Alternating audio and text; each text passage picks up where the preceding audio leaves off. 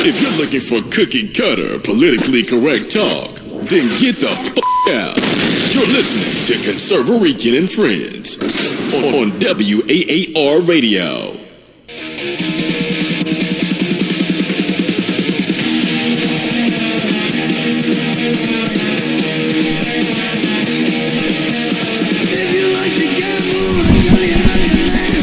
Welcome to ConservaRican and Friends on this Wednesday, January 6th.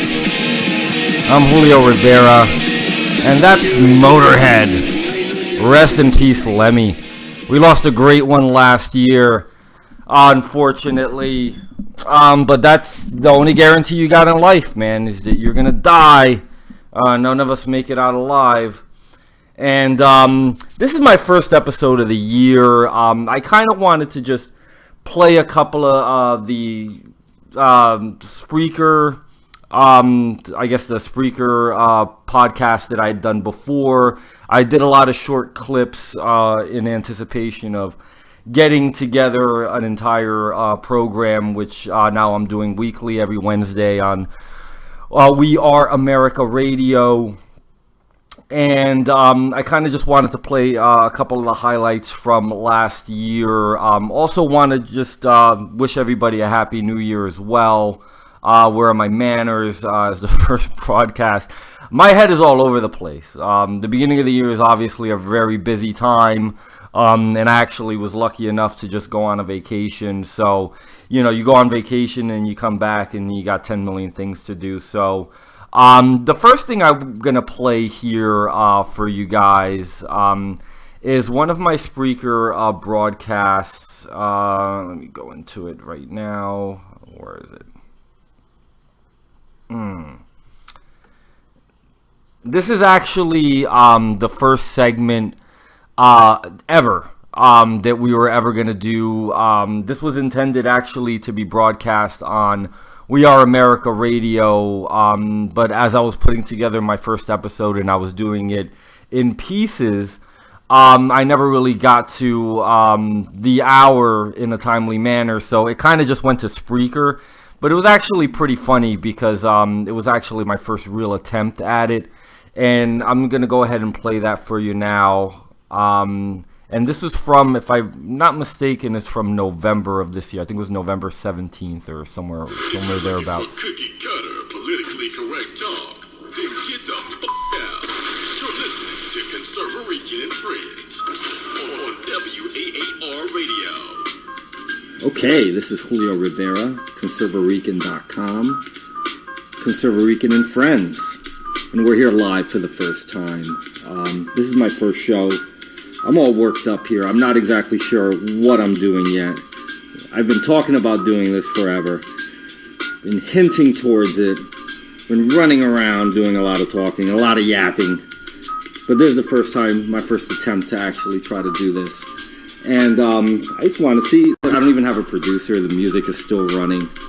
What is he doing? Let me just put that down there for a second. As you listen to DJ Premier and the sounds of Gangstar.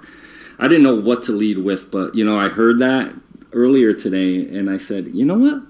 Why not? And I think it works. Okay, the first thing I want to do is let you know exactly what we're going to be doing here. It's going to be an hourly show focused on the most important political issues going on during the week. I had a whole different kind of mindset going into this first, and I kind of got derailed with the recent tragedy in Paris, and all the things that are connected to that and how that's our country going forward.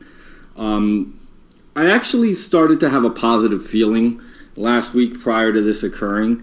It seemed like nothing, there's always a lot of bad things going on and there's always been unrest, but just thinking in terms of a lot of positive things in the country. The presidential elections coming up. A lot of the candidates that conservatives like are doing very well. You got your infighting and your spats, but who cares? Overall, we didn't. I couldn't even begin to wrap my head around what I was seeing on Friday until, well after midnight. I was like, wow, that's something that I know that I've had on my mind for a long time, given not just the refugees that are coming next year, because I've always had that in my mind, that was possible. I was waiting, in a sense, for something eventually to happen in Europe. We've been hearing grumblings. I know that all of us that follow these things on online media, I've seen plenty of videos of young, strong, non-refugee-like, looking gentlemen, or I wouldn't even call them gentlemen, animals is what they are, in Europe, beginning a ruckus. It's funny too how liberals, women complain about a on-campus rape culture. They know nothing about what happens with these third world animals. It's insane. One thing that caught my eye from today, as we're broadcasting here on the 17th, you're hearing this on tape delay, because I don't know what I'm doing. So I don't want to, I might start a show. If I start doing them live with video, I might, and God knows what will happen, because I have no technical savvy whatsoever. I'm actually going to have to find a producer. And if anyone would like to perhaps volunteer their services or just send me a textbook or something, you can feel free to message me at ConservaRican on Facebook, or actually at it's Julio on Twitter, or my Facebook is ConservaRican. I'm pretty sure I'm the only one to use that. It's a hybrid of conservative and Puerto Rican, if you haven't figured that out from the Rivera in my name. Okay, going into this directly, John Kerry, Secretary of State, had the worst quote I think I've ever heard following up a matter of seriousness like what happened in Paris, considering what's going to be coming to the United States in the next year. And I quote, "There's something different about what happened from Charlie Hebdo." And I think everyone would feel that. There was sort of a particularized, focused, and perhaps even a legitimacy in terms of, boom, not a legitimacy, but a rationale. So he doubled down. Can you hear my voice? Quote, I'm playing to somehow and say, okay, they're really angry because of this and that. They've been angry for 1,400 years almost. This is not a new occurrence. Anyone with even the most basic understanding of world history and the actual history of Islam. We have so many liberals talking about Islam is a religion of peace. We shouldn't be prejudiced against them. Women say this. Ask some of the women in Europe that have been victims of non-assimilation to their rape culture. Ask about that. Look that up before you say that we should just have open arms to unvetted refugees, and they kill within their own religion. Are you thinking that there's not going to be Muslims that are coming? I would think if you're going to get 100,000 refugees from anywhere in the Middle East, you're hitting at least that 50-50. That's not prejudice. That's seeing things for what they are. That's the issue that we've had with this administration, on the wrong side of every international conflict, seemingly. If you look at the upper levels of the government, the strange bedfellows between Middle Eastern elements and the people in charge of our foreign policy, John Kerry has ties. Huma Abedin is in the ear constantly of Hillary Clinton, most trusted advisor, and familial ties for the Muslim Brotherhood. And you know what? They can call it ISIS. They can call it Al-Qaeda. It's radical Islam. There's always going to be a top funding it because the global mission is the forced assimilation, the convert or die, the death to America, or, death to Israel, whatever. We've seen this before. This is not new. And for John Kerry to come out with a quote like that saying that at any time in history, it was ever justifiable to make that implication days following. I don't know what the obsession is, other than this globalist agenda. I think that the hardcore left, the true liberals, I'm not talking about your garden variety token Democrat that has no idea what he's talking about. There are so many people that can't even name a bill that's passing through Congress, can't make an educated argument on their position on something major like immigration or whatnot. And these people are the enablers because they're the ones that vote seemingly en masse for these national elections. And the issue with the national elections being more important than the midterm elections, the legislative positions are technically supposed to be the strongest. The executive branch is really supposed to have more limited power as far as the president has no power to make law, to negotiate all these treaties outside of the scope of Congress, to unilaterally decide amnesty, and it all ties in. You know, I mean, if you're going to have a Secretary of State that can say what was said today, that tells you right there that he doesn't get his position. His job as the top diplomat in the country is to keep us safe.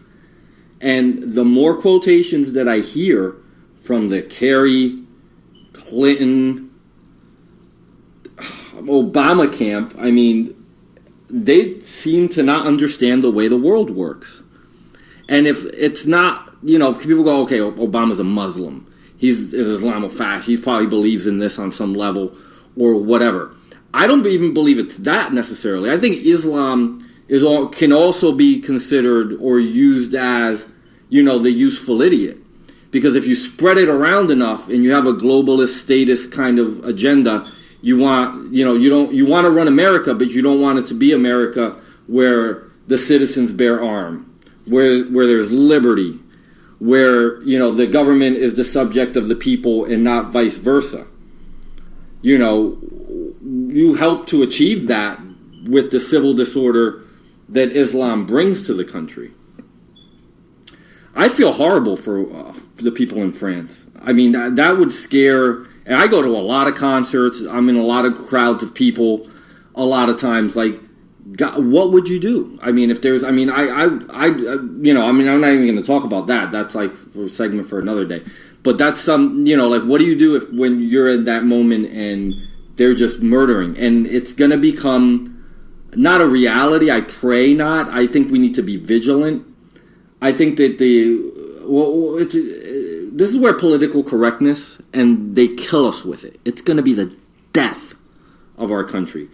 Because really, when we held ourselves together and we didn't have the Boston bombing, at least, we didn't have beheading at the workplace site violence and a lot of these, it's not work site violence, it was jihad on an American base. I apologize for even saying it that way. I didn't mean it that way, but the way that it was perceived in the media or the story that was, the narrative that was pushed. The problem right now is that we're not investigating. Political correctness is what the devil hides behind at this point. The only way for us to get inside of what's going on is to say, we don't care if it offends you, and we don't care if you're taking it the wrong way, or if you have a gripe with the equal opportunity, whatever commission that the taxpayer funds, all these nonsensical issues. Like, Rudy Giuliani was a genius as far as the way he kept the police force investigating things, the way he worked with the federal government, getting information to make sure that New York was kept safe. They didn't have a problem investigating mosques. Why should you? You don't have to ask and be nice about it. You just do it. Get a warrant and you investigate if you feel that there may be an issue. We don't do that anymore in this America. There's supposedly, per rumors on the internet, grumblings, articles that's been written, ISIS tweets that there's a lot of activity going on in this country right now. There's training camps, supposedly, that we have a beat on, we have open investigations. For a government at this time to say we're going to allow 100,000. You know, I always shut people down with this argument. When people tell me, you know, well, I don't think we should be prejudiced against Muslims and I try not to be prejudiced against anyone, but what I'm saying is, as far as we should just allow them in, like they're give them a chance to be Americans. Okay. I always ask them this. What percentage, and they love answering it because they think they have the right answer. What percentage do you think is radicalized and potentially dangerous out of that community? And they're like, it's probably only like 5% of them that are really crazy like that. Okay. Get out your calculator and do 5% of 1.6 billion. You tell me at that point how confident you feel. And if you take 100,000 and you apply the same 5% number, you have the potential for 5,000 terror cells. And that's our first segment. We'll be back with more in just a moment. All right. Okay, there you go. That was the first segment we had ever recorded, and it was shortly after the terrorist attack in Paris. And what John Kerry said really was disgusting. I think it was kind of a sad commentary on where our foreign policy is at this point, that they can give, any kind of justification to, any, jihadist activity at all. I mean, where is the condemnation, and America has been attacked previously. There has to be some sort of, empathy there for Paris, not to say that there's any sort of legitimacy to anything like that ever occurring. I mean, it's disgusting. I mean, I think that our foreign policy now, since Obama's taken over, it's actually been bad for a while. Since from obviously from 2009. I think that, obviously, people have a differing opinion as far as the Iraq war and whatnot. But, one thing you have to do is you have to keep your head up high and you have to be proud as a country. And I think, obviously, when Obama took office and went on his apology tour, I think that went really far towards bringing down our standing in the world.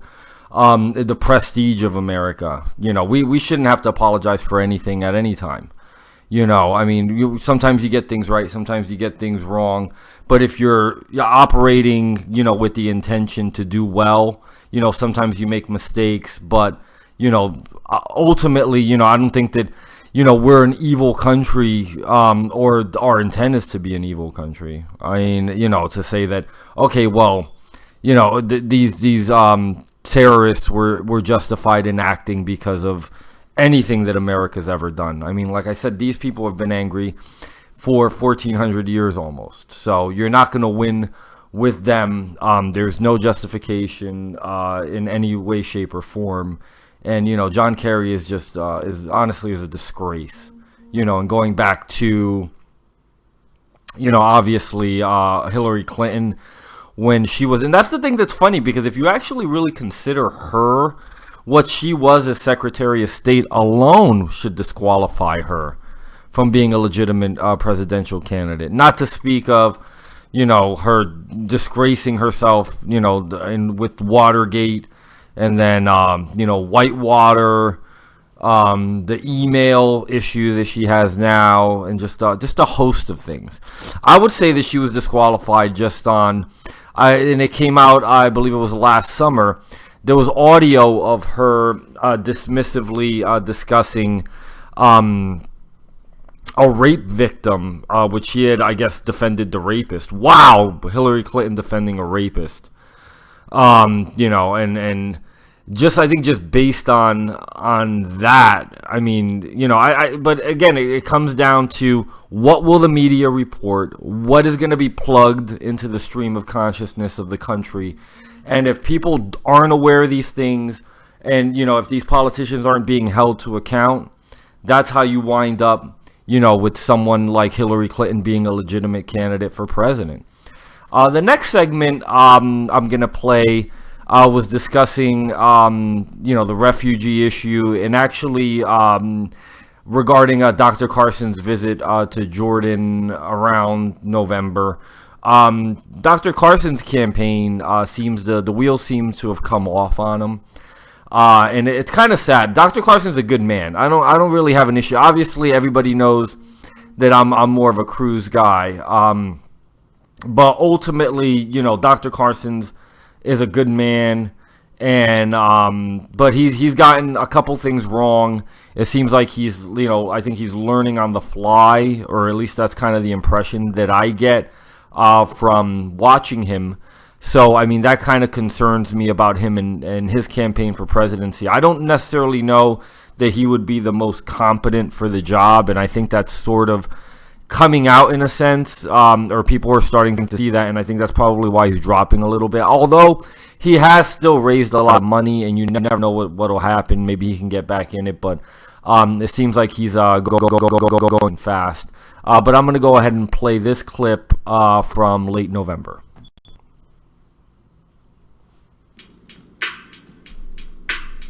So you say you don't like Julio Rivera? Don't agree with his politics? Well, maybe you're just a racist. Think about it. You're listening to ConservaRican and Friends on WAAR Radio.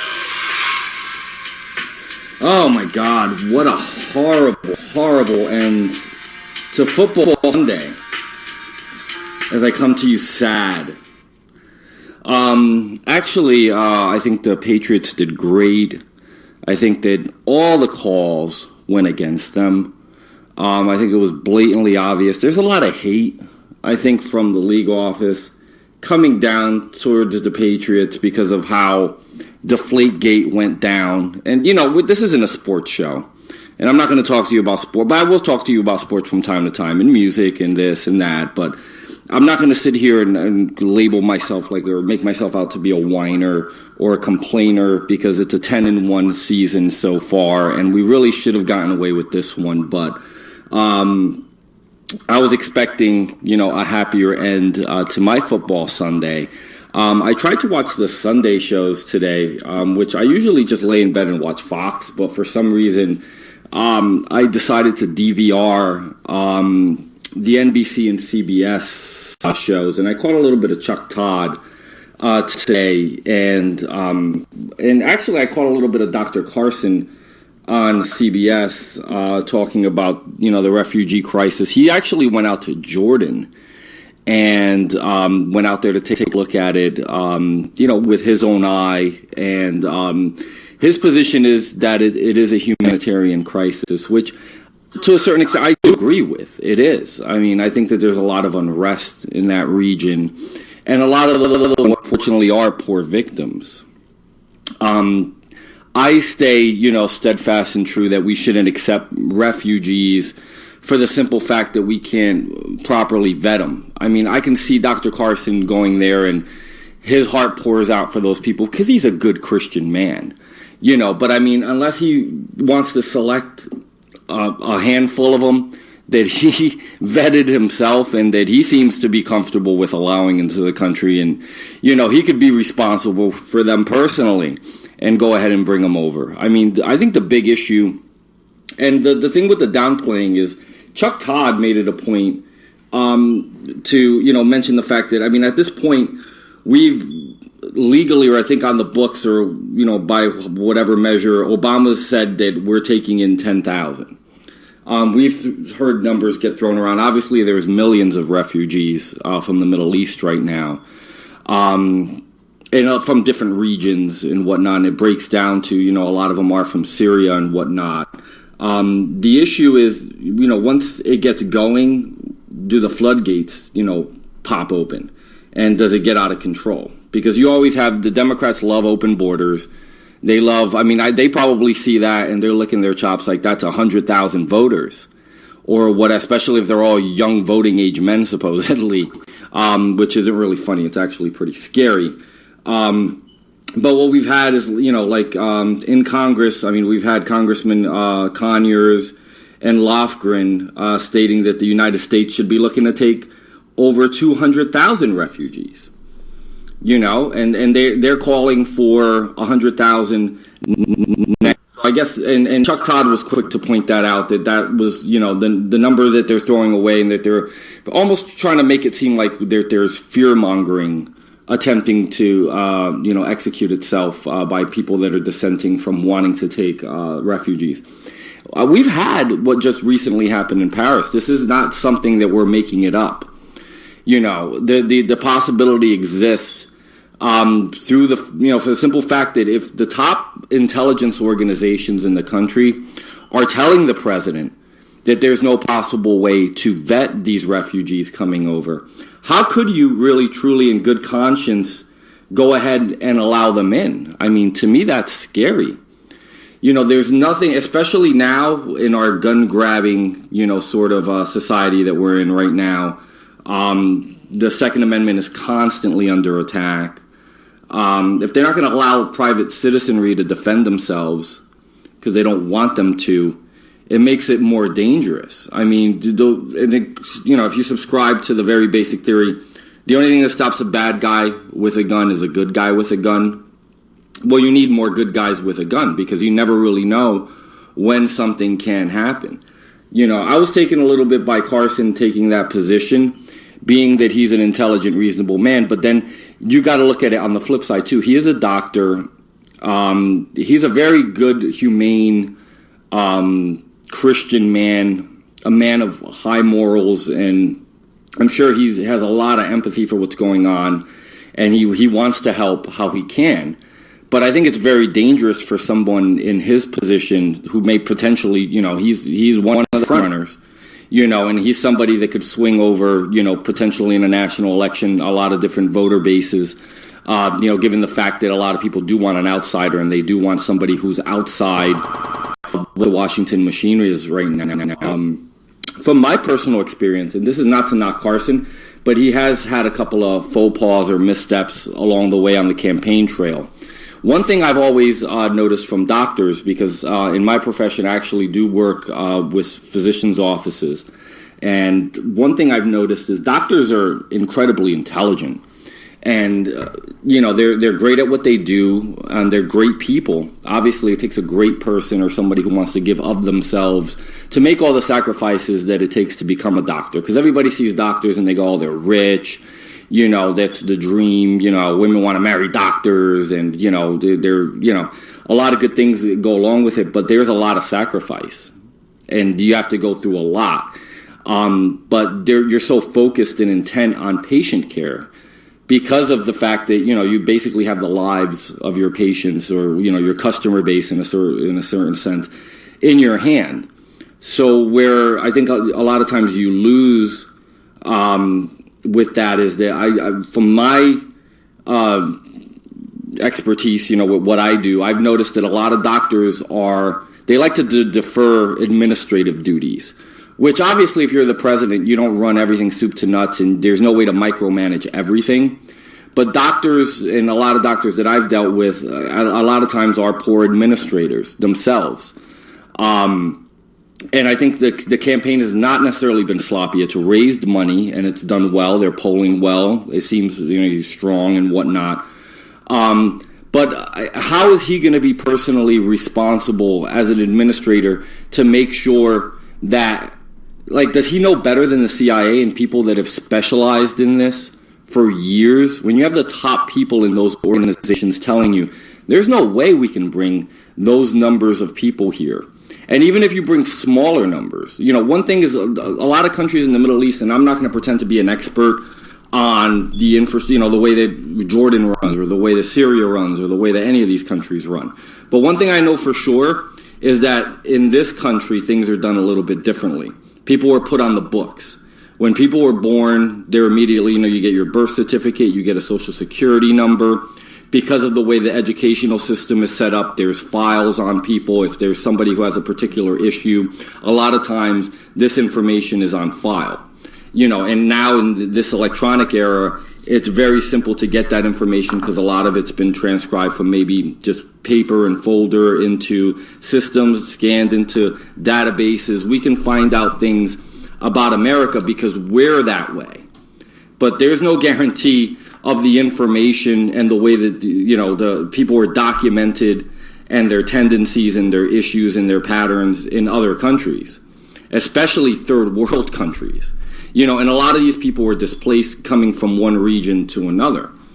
So, again, whether it's 10,000, whether it's 100,000, whether they get gully and decide that they're going to go for a full 200, why not? Why not go for 1 million while we're at it? I mean, if they're going to go that crazy, it doesn't matter, even if it's a small number, we put ourselves in peril. Because we really don't know what's going to get here. When they all arrive here, it really only takes one. I mean, look at Paris.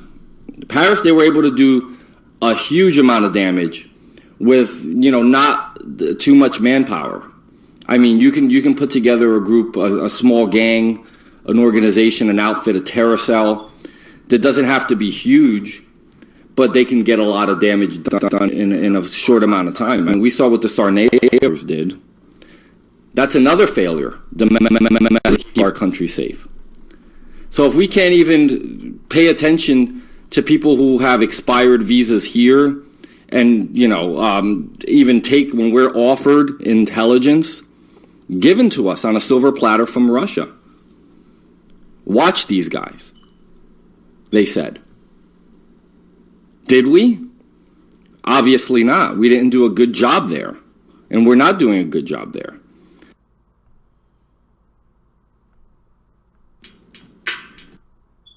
Okay, and that was a segment, regarding Dr. Ben Carson and the situation with the Syrian refugees. The thing, and we talked about this on last week's show, in the omnibus bill, they put, or there's a provision in there to allow spending for visa program for 300,000. 300,000. We worry about Syrian refugees coming here, and the supposed initial number that was floated was, or the number that's official actually is like 10,000, but supposedly we're, numbers as high as, a couple 100,000 have been floated as far as how many we would allow or we would be asked to take in. And, there were Democrats that, are okay with that, apparently. But there's a provision in the omnibus for 300,000 visas to be issued to Muslim countries to allow that many of them in. Next year only. This is only for next year. So, I think based on that, we have a cause for concern. Again, because even if it's a visa program and it's, their government saying that, these people are okay, there's really no way of knowing. Because of the way that these third world countries operate. I mean, you don't know if somebody has, jihadist sympathies or if they're a jihadist themselves. Really scary what's going to be happening. I think this last year of Obama is going to be, the wheels are going to come off. And I think the wheels actually probably came off or have been coming off, pretty much, since, I don't know, the stimulus package. I mean, we've been, financially hamstringing ourselves. We've been very irresponsible as a country. It's become, a symphony of nonsense and a wild spending orgy and, with our porous borders and our weak foreign policy. I mean, America's really in trouble. That's why this election coming up is really, and they always say, oh, this is the most important election of all time, because they all are important. But I mean, more than ever now, when you see how, the constitutional republic has really been broken. The next thing I wanted to play is just, this election season, and you always have a million people running. Usually, you get your little small fringe candidates, but never like this one. I mean, this year we had like however many. I think it was like they started with about 18 Republicans, and then we also have representation from the Libertarian Party. And earlier this year at Liberty Fest in Brooklyn, where actually I got to listen to Vito and Vito from the Vito and Vito show, were one of the speakers there, and they did a great job. And this clip actually originally played on their program back about 6 to 8 weeks ago, but this is my interview with Gary Johnson. First of all, Mr. Johnson, I'd like to ask you, if you do run, which you plan on announcing, what do you think are the most important issues that you would run on, or the platform that you will be running on? Well, I think the biggest issue facing the country is the $19 trillion debt. I mean, I think that's the biggest threat to our way of life. And so I think the big issues are balancing the federal budget, which is something that I support. And balancing the federal budget means cutting spending by 20%. And to do that, you've got to reform the entitlements, and that's Medicaid and Medicare, and that also includes military spending. Recognizing that there is a real terrorist threat out there, how do you deal with that? I'm going to say let's deal with that with our brains and not with lobbing bombs and putting troops on the ground. All right, well, let me ask you a question. Do you think that radical Islamic terrorism could be beaten through diplomacy? Not necessarily diplomacy, but all efforts to cut funding off and to contain it in the Middle East. Okay, and final question.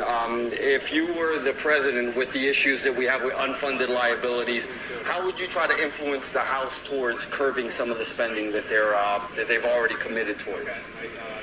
Well, you know that the Congress has not submitted a budget in over 10 years, and so they've got to take it on. It would be wonderful to have a process where we could see an analysis of everything that we're spending money on. Maybe we spend more money in some areas, but let's cut money in others, and overall a 20% reduction to balance the federal budget.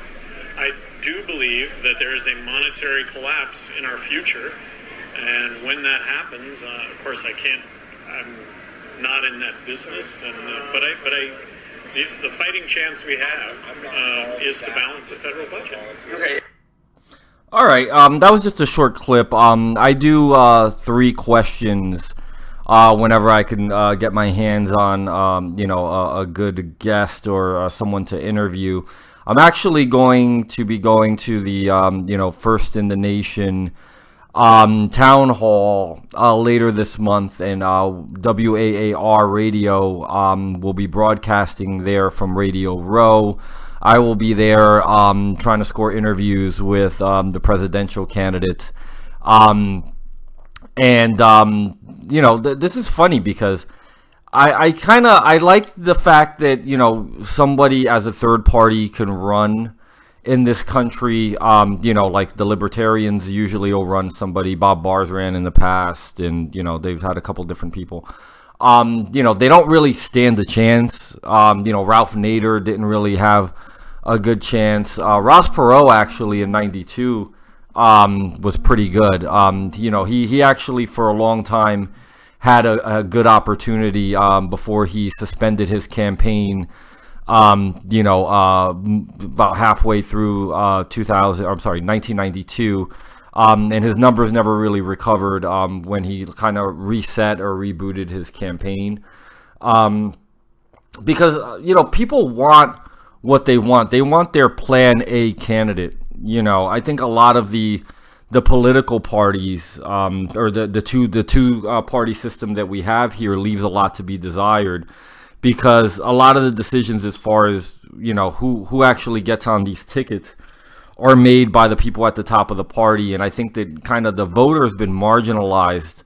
And it's really sad, that's why, in this campaign, this primary season rather, I think it's really important, and that's the most crucial time. A lot of times people don't really care until, the primary's already been decided, and a lot of people don't come out to vote in primaries. They don't come out until the national election. If you look at how many people vote in a primary or a midterm versus, a national election, then you get all your, like in the last two elections, people voted for, Obama because of, what the media was feeding them. Obviously, in 2008, you had a lot of people who voted for history because they wanted to see a black president, and they didn't really take the time to vet him or find out what his positions were on issues. I think if, a lot of people that did, if you did a little basic vetting, you would have known that, Obama has, the people that he has in his past as a community organizer. He was, he has ties to a lot of un-American elements, and that should have disqualified him. But people obviously are going to do the same thing with Clinton. I mean, if you talk to the garden variety Democrat, they have no idea that she got fired from, the Watergate investigation. They can't articulate whitewater. They're either blind to it, or they put their hands over their ears regarding Benghazi.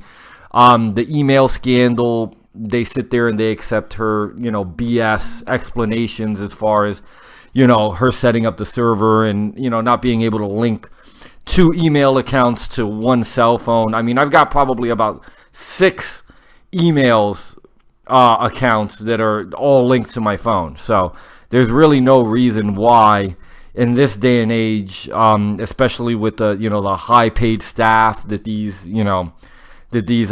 Secretary of State would employ, that, they couldn't, the explanations just really don't hold water. But speaking of Gary Johnson and third-party runs, that kind of segues me into the third and final clip that I'm going to play. And I just want to preface this by saying, back in, earlier in the year, Donald Trump signed a pledge stating that he would not run as a third-party candidate. As, I guess, Cruz started to surge and the certainty of, Trump just kind of walking towards the nomination kind of got called into question.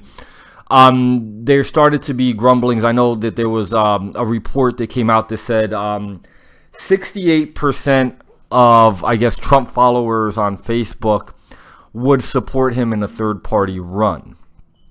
And so it kind of became a relevant issue there. And people still talk about it, like if, can Trump run as a third-party candidate if he doesn't, win the nomination? Obviously, he can do it. He has the money to do it, so it's never really going to be an issue with him having to raise money because he can self-fund the campaign much the way that Perot did in 1992.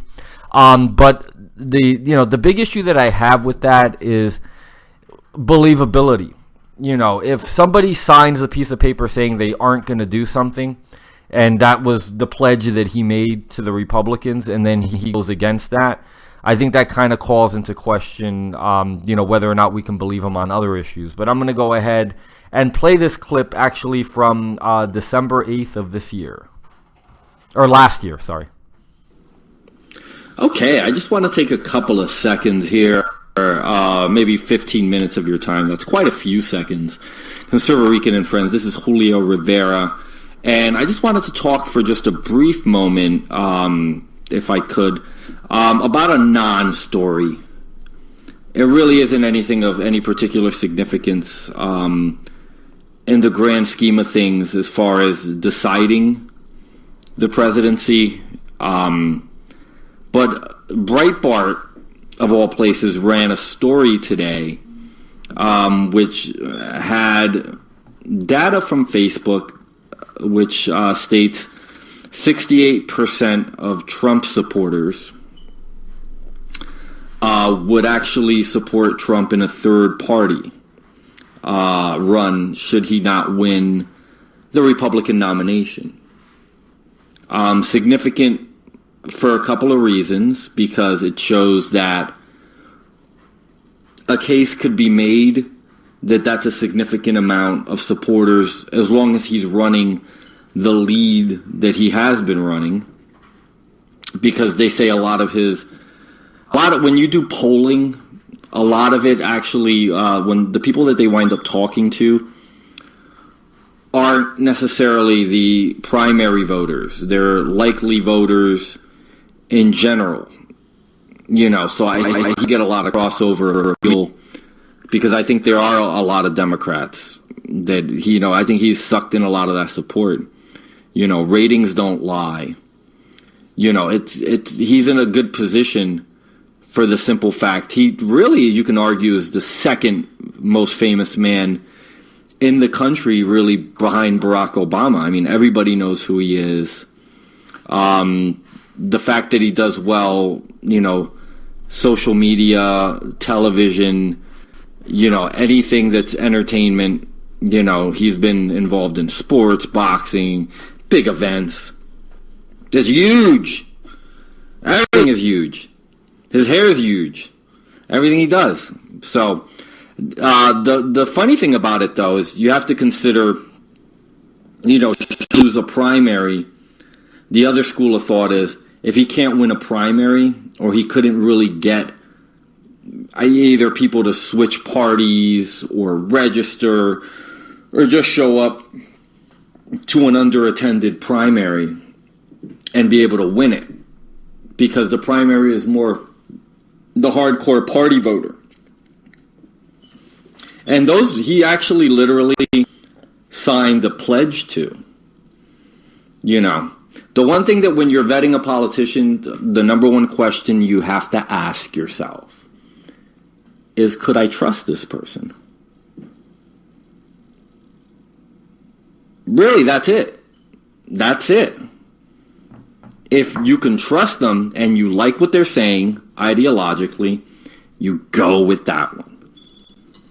It's not complicated. But it brings up an interesting point.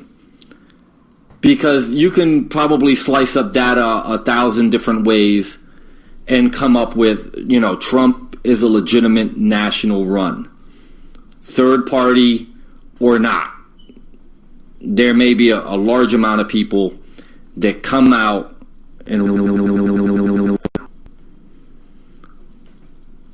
the cross-social.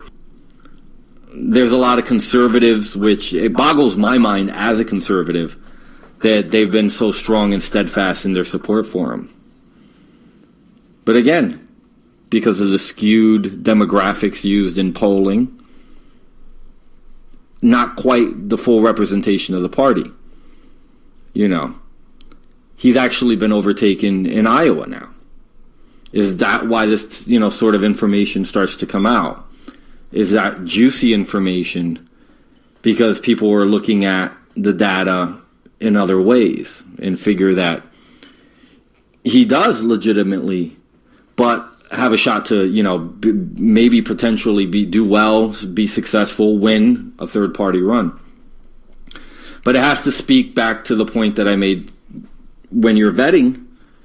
If he's willing to lie about that, what else is he willing to lie about?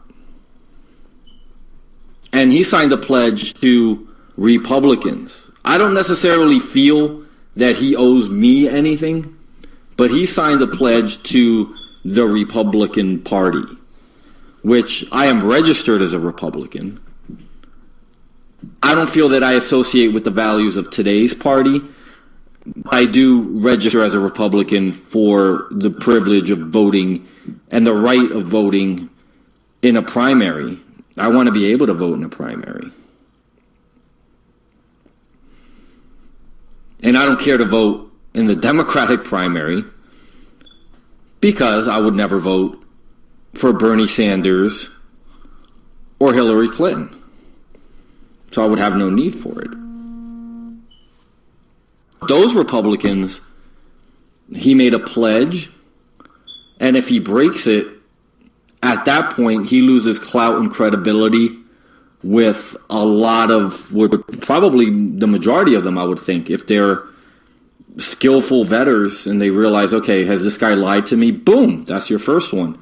The fact that you're asked the question again, you were asked in the primary and he didn't come out, and now you're being asked the Trump question again. So he'd lose them. Conservatives, as skillful voters, as far as, going the extra mile to find out information, a lot of them could probably automatically disqualify him also. At that point, is Trump left to split votes with the Democratic candidate? And does a third party run potentially help Republicans? It's weird. You don't know that. You don't know whether or not you can get the voters that didn't come out in 2012 to vote in 2016 and give the base of ideological conservatism a bump in representation in a national election. And maybe that hands it to the Republican winner. People have made all these crazy off-the-wall suggestions that Trump is perhaps a plan and this and that. A third-party run hands it to Hillary. I don't necessarily believe that. I mean, it can go a couple of ways. It could go that way or it could not. Either way, it's going to be interesting to see what happens now as, when you consider South Carolina and you consider Iowa coming up, whether or not Trump can beat Cruz there. If he can, Iowa, he's been overtaken. South Carolina numbers, like I said, these are still just polling numbers. I think the significance behind Iowa's last poll is that those are likely caucus voters. They're not likely mainstream voters. You're not splitting anything there. Those are just the Republican caucus voters. 25% of them will vote for Cruz out of the ones that were asked. They were polled, 23 for Trump. And who knows, with the margin for error, maybe Trump still is kind of in the lead, but it's, neck and neck. Hilarious that this kind of information starts coming out. A Facebook poll tells you that we're in 2015 now in December. Merry Christmas to all of you, ConservaRican and Friends. This is Julio Rivera, and I'll be back. If you're listening sequentially, there probably is going to be another episode starting right after this one. And I'll talk to you soon. Thank you. All right. And if you got the invite to listen today at 11, I do apologize. I have to certainly apologize because we're not on live on Ustream. I had a technical issue as far as getting it on and live to Ustream. So I do apologize. That's a big my bad for that one. We're going to figure all that out. So we're probably going to pre-record for next week's episode. On next week's episode, we will have Rob Spade will be joining me. We'll be discussing terrorism. We're going to be doing throughout the year a couple of focused episodes where it may be on terrorism or it may be on the election or just, where we're just going to focus in really hard on one issue and, really break it apart and give you as much detail as possible. I think it's important to be as informative as we possibly can. I think that we are at, a very, very sensitive time in our history. I don't think that the country's ever been as vulnerable to attack as it is now domestically. I mean, we've never really had the issue where another country, because of where we are in the world, it's hard for another country to just attack us. We're not going to have like Canadians walking over the border to take over America, obviously. But I mean, countries in the Middle East, it's not, a task that they can easily accomplish. They'd have to use these kind of backdoor methods if they did want to attack us, which is, speaks to the issue that we have with the refugees coming over, with the omnibus allocation for spending for 300,000 visas for people coming from Muslim countries and whatnot. So people really need to know what's going on and choose their candidate in this election very carefully. There are several good candidates. I think there's only really one great candidate. Obviously, my support as of right now, and it's strong, to the finish line. I'm thinking with Cruz. I think he's going to get there. Maybe maybe not. I don't know. What's come out today with the birther nonsense is just it's really just disgusting. And John McCain, when asked, said he didn't know the answer to this. John McCain was born abroad under semi-similar circumstances. But McCain has an issue with Cruz. Of course, he was the one that coined the wacko bird phrase. Cruz has always gone after establishment candidates like John McCain, and it's caused an issue, with as far as, it makes it easier for people to attack Cruz when you have senior members of the party going after him. I think what people say, conversely, Cruz has gone after members of the establishment, but he's done so to expose abuses, to expose, a lack of integrity by politicians who run on one platform, and then when they get into office, they do an about face, and what they wind up actually doing in the way that they legislate is, in their own best interest and not in the best interest of the American people any longer. We'll be back next week. Again, Happy New Year's. I hope you guys all had a great Christmas, a Happy New Year, happy, healthy New Year. God bless you all. I look forward to doing my show every week. As I stated, we're going to be at the First in the Nation Town Hall in a couple of weeks, broadcasting from there. That'll be Friday, January 22nd, and Saturday, January 22nd. WAAR Radio will be represented by yours truly. And I'm going to go out and try to get the important interviews. I mean, hopefully all of the candidates will show up. I know that New Hampshire means a little bit more to, some of the candidates than others. It's a little bit more, I guess, easily won for, I think, a moderate. I think that if you look at New Hampshire politics, it's funny how people put so much weight and stock into Iowa and New Hampshire, and just the way that it's set up it's very interesting. But I mean, New Hampshire, in terms of population, is a very small state, but what it means to the country and what it means to a presidential campaign is really like a make or break thing.